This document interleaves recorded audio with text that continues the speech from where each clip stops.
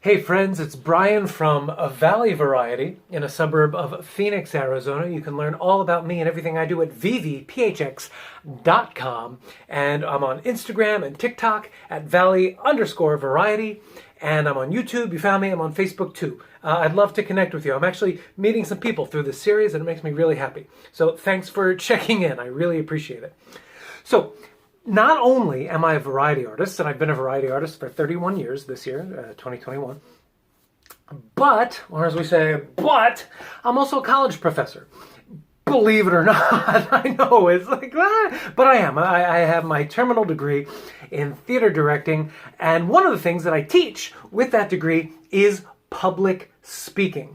And here are just a few things that I've learned from teaching public speaking that I have integrated into my work as a variety artist. If you think that's interesting, stick around. One of the first things that my students work on when they're developing a speech for the first time is their general purpose for their speech. Generally speaking, there are three general purposes. You can persuade your audience, inform your audience, or entertain your audience. Certainly there is crossover and melding and fusing of these different general purposes in almost every speech, but you need your guiding focus. For us, of course, our guiding focus is to entertain our audiences most of the time. Sometimes you are hired to either persuade in terms of help advertise or inform if you're working in schools as well. But generally speaking, I want to entertain my audiences. Then you want to come up with what is known as your specific purpose. Your specific purpose has two parts. Your specific purpose has the verb.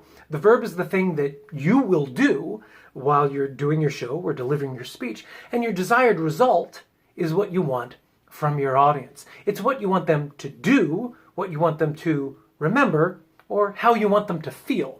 So for a persuasive speech, you're usually persuading your audience to do something. That's why there's a call to action. If you're informing your audience in an informative speech, you want them to remember something. So that would usually mesh up nicely there. And for entertainment, you certainly want them to feel something. So in one of my kid shows, it's a relatively new show that I've developed. It's Mr. B, Kids Comedian, right? So I'm doing stand-up comedy for kids because nobody wants to hire a clown, but they'll hire a kid's comedian, right? So what do I want them to do? I want my audience, we're kids, I want them to give the promotional material that I hand out, I want them to give it to their parents. What do I want them to remember? I want them to remember that my name is Mr. B, and I want them to feel like I was the funniest performer they've ever seen. All right? So for my family show, my family comedy magic show, I have a very clearly defined, lucid, hopefully much more lucid than I'm speaking right now, but I've constructed this statement about my family show. It's my specific purpose. When you hire me, I will successfully perform classic parlor magic in a manner that leaves my audience in stitches and feeling respected. That's my specific purpose. What's yours? Here's the last bit of information I'm going to share with you today. When I read magic books growing up as a kid, one of the things that I saw is a lot of authors said, you need to start with a bang. You just need to come out, do some kind of production, something fast, something quick, something that will get your audience's attention, let them know that you are a magician. Okay. I think the equivalent for that in public speaking would be a hook or an attention getter. So what are some common hooks? Tell a joke, a short story, a surprising statistic. There's a visual hook, asking a question, by a show of hands, how many of you, something interactive. So there are lots of hooks. And when I teach, my students do need to have a hook, and they need to put it before they introduce themselves and build ethos. Ethos coming from Aristotle, meaning your character and your credibility. I do not do the equivalent of a hook in my show. I do not open that way. I put my focus on building ethos at the beginning of my show, which is character and credibility. So, what is my show? What is my family show? My family show, it's as if somebody like Channing Pollock, right? A classic nightclub magician from the 1950s was double booked and asked somebody like Pee Wee Herman to go in and do his show for him. That's kind of my guiding vision for the show. So when I come out on stage, it is much more important to me and to my show that my audience gets an understanding of who I am, what I'm trying to do, and make some judgments about me. They get to learn a little bit about who I am and why I'm there. Not just that I'm going to do magic. So there's a very specific look that I'm bringing. I'll put a photo up. There's a very specific look to this character. I've got the suit. I've got the shoes. I've got the glasses. I've got the hat. There's this visual presentation that I want my audience to take in. There's a movement quality as well. The way that I move is specific and it's comedic. There is the nature of my interaction with my audience, the way that I'm looking for their response and interacting directly with them. There's music that I want them to hear and listen to and start to understand that aesthetic. It's club jazz, it's nightclub jazz, and it's really good music. My opening is not text-based. It is not spoken. I keep my mouth shut for those first 3 minutes and 41 seconds that music is playing and I do my opening act. In fact, there's no magic at all for at least the first 30 seconds. It's just me kind of moving and entering the stage and engaging with the audience and moving in a certain way that has been proven to get some laughs. However, by the end of the routine, which is a standard routine, parlor routine, close-up routine, by the end of that routine, I've been able to integrate not only the routine, but I put 2 other bits in there as well.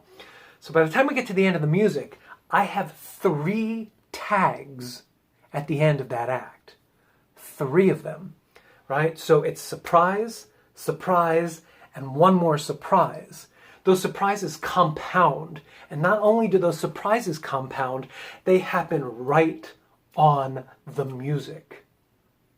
This is where my 2 degrees in theater directing come in handy. This is where being a musician comes in handy. This is where having to choreograph musicals on stage has come in handy.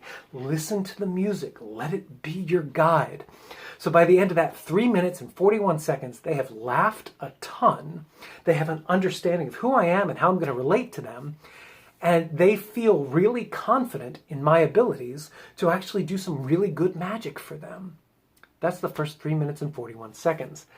After that, I then talk for 2 minutes. There are a couple reasons I do that. The first and most important reason is some people need words to be comfortable. Mime and clown are bad words for certain people. It scares the heck out of them. So I need to put those people at ease. I give them my name. I have some original jokes actually. That's not stock material. And I plant some seeds for what's to come. Maybe some of you have heard this expression that if in a play, if a weapon is put in a drawer sometime in Act 1, that weapon needs to be used by the end of Act 3. Well, I'm not planting weapons. I don't do anything with weapons in my show. It's not the show that I do. But I plant ideas in that opening. And they come back for the audience in my Act 2 and Act 3. I do think of my show as a 3-act structure. Everything I say in those first introductory 2 minutes could fit in 1950. These are classic jokes, and in some cases, these are reworkings of old jokes. And when I say classic jokes, they're classic setup and punchline, right? They're original jokes. However, I do use one modern word. I use the word Google. And when I say Google, you can see this moment of dissonance happening in the audience. I can feel it. I can watch it happen for them. They're like, oh yeah, this guy does actually exist in the 21st century. So that is kind of fun as well, that they're beginning to recognize that I know that what I'm bringing them is a bit of a throwback, and how they deal with that, how they reconcile that in their own heads. I think keeps them off balance a little bit in a good way. It's good for comedy. And then as soon as I hit a really nice punchline, my second bit of music starts.